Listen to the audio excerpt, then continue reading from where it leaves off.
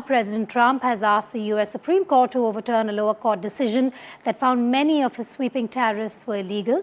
In a petition filed late on Wednesday, the administration asked the justices to quickly intervene to rule that the president has the power to impose such import taxes on foreign nations. A divided U.S. Court of Appeals for the Federal Circuit last week ruled 7-4 that the tariffs Trump brought in through an Emergency Economic Powers Act did not fall within the president's mandate and that setting levies was a core congressional power.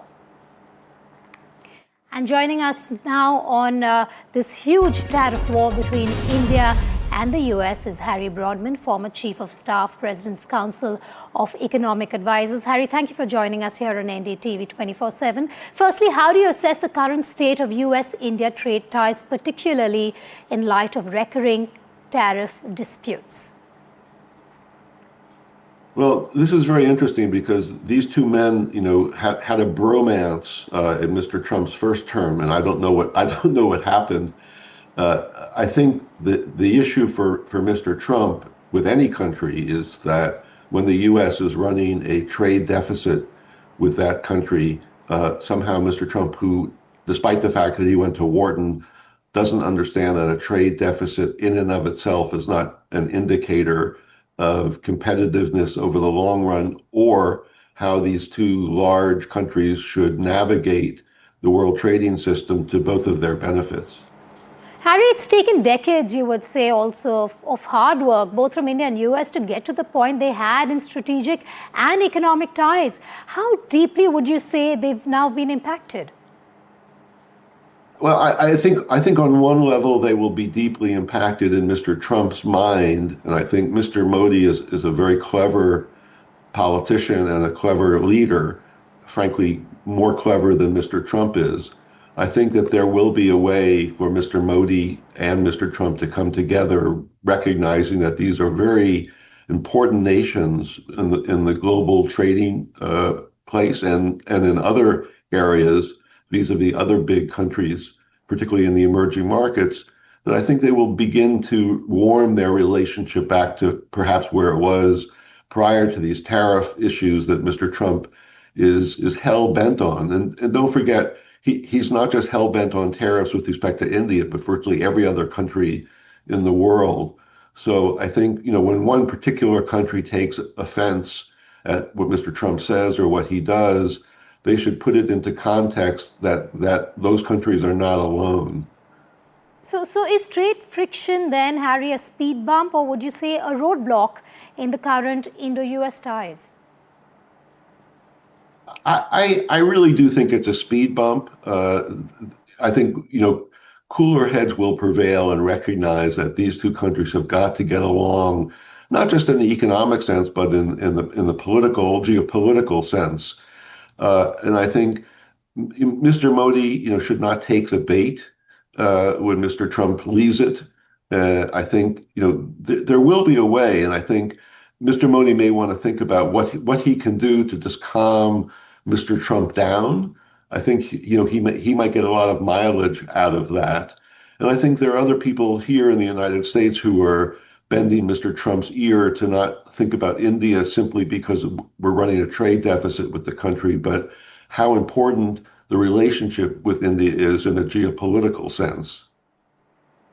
So to what extent then are US-India tariffs driven by politics rather than economics? Because we've heard so many people from Team Trump come out and say so much against India ever since the announcement.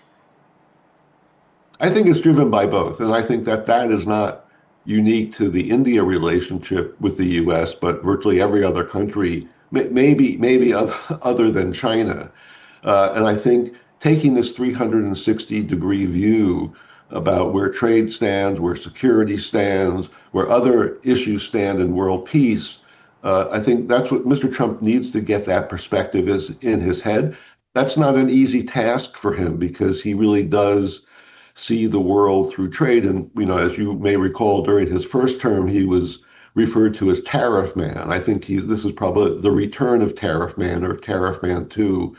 But he recognizes in the end that there are other reasons to have a strong relationship with India. And I think Mr. Modi, frankly, if he took the high road, and didn't take the bait, which I said before, I think you'll find that Mr. Trump might calm down a bit. I can't guarantee it. No one can guarantee what Mr. Trump's behavior is, but he's taking trade as a personal matter, less an economic policy matter. And I think wise people on the other side of the table should just let him simmer down, say a couple of things that make him feel better as a person, and then move on to the more substantive issues. That's interesting. You say it's more of a personal matter for the US president than an economic one.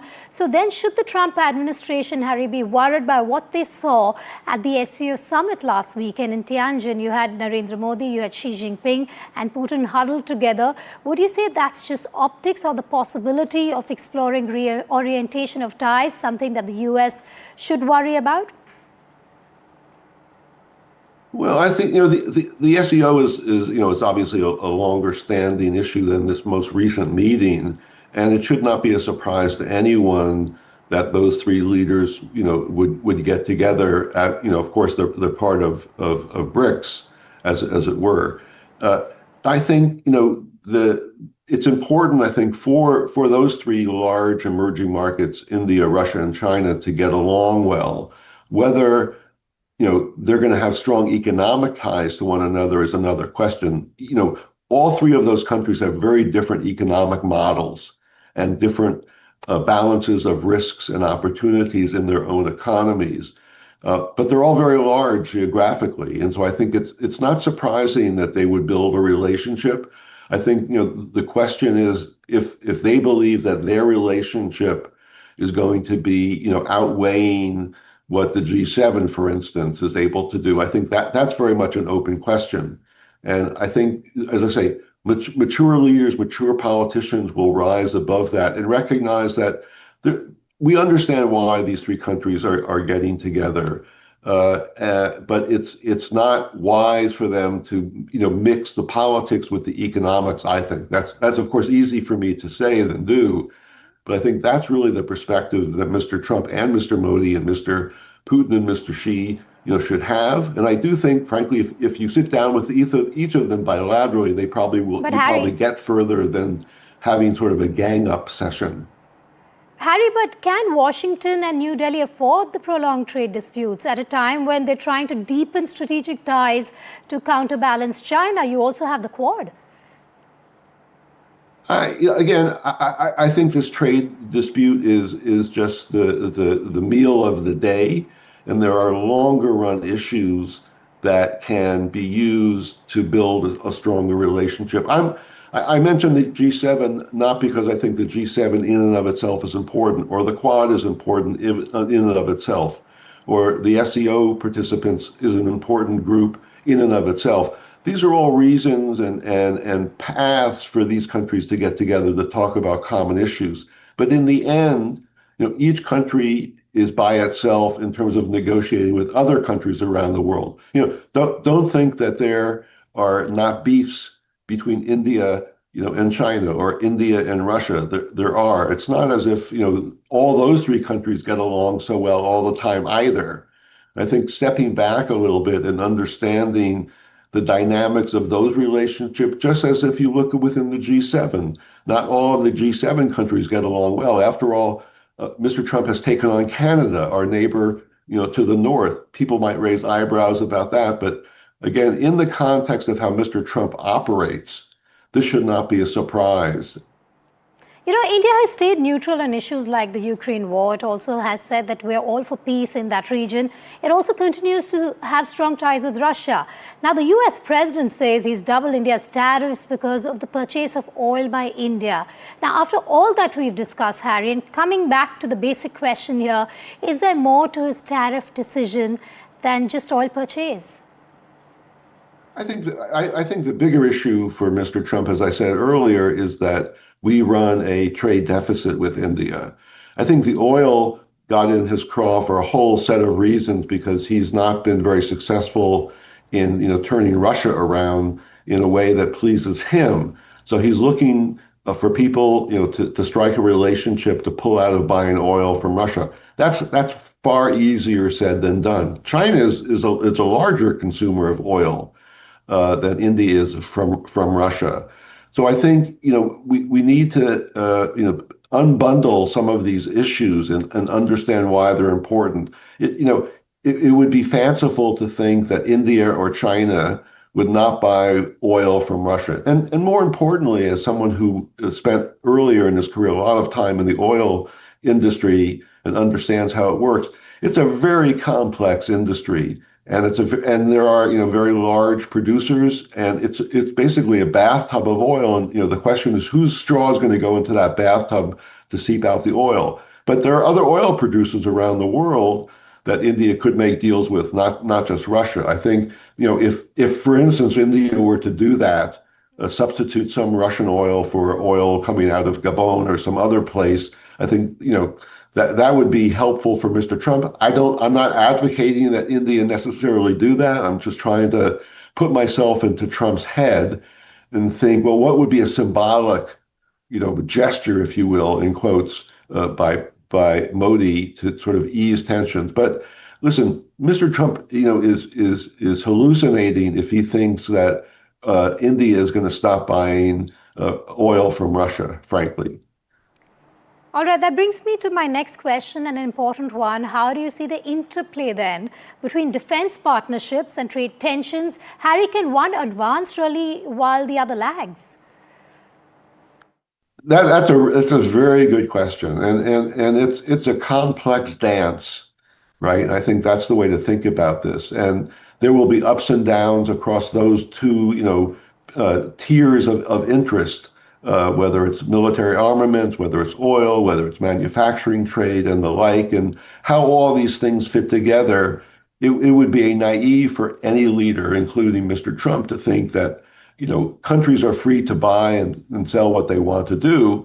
But, the important thing is to maintain a personal relationship at the highest levels and build a sense of trust. And I do think that unlike perhaps what Mr. Trump has with Mr. Putin, surely, and what he has with Xi, surely, is nothing compared, I think, to what he was able to establish with Putin the last time Mr. Trump was in the White House. And I think being more reflective about that on Trump's part would be helpful to Mr. Trump.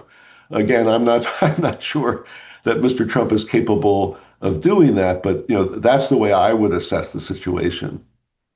My last question to you, if you were advising then the policy makers in Washington, D.C. and New Delhi, what would be your top 3 recommendations to resolve this tariff friction? Well, I think the first is to meet, whether it's by video or even better personally.